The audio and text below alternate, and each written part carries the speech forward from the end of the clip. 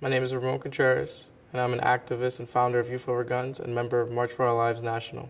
When the tragedy in Parkland happened, it was heartbreaking. Every school shooting is heartbreaking. People dying by gun violence is heartbreaking.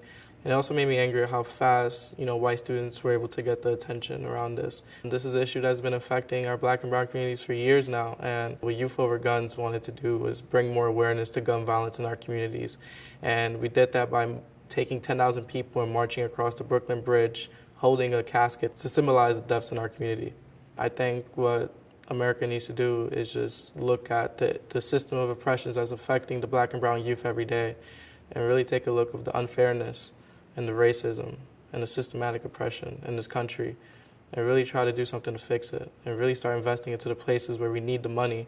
The school to prison pipeline, it's just putting in a child in a school where there's more security officers, more police officers, targeting them and waiting to punish them for just minor problematic things. The reason that this fight might have happened or this situation might have happened was because the student was probably hungry at home.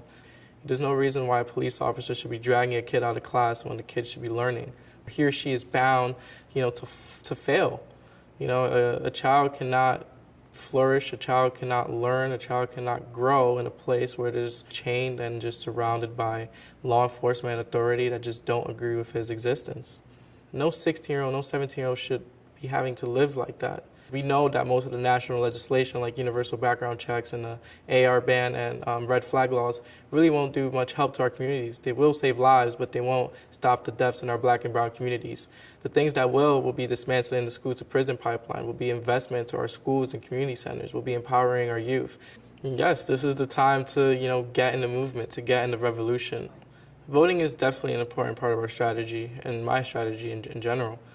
A lot of people like to focus on national politics, but they forget about the local part of politics. And they forget that most of the funding and most of the budgets that are passed within our states comes from the city council and state government. And if we really want change at a local level, a direct change is going to come from our local elected officials. We lost our friend to gun violence on October 1st, 2017. We're voting for those who can't, those who are alive and those who are not with us.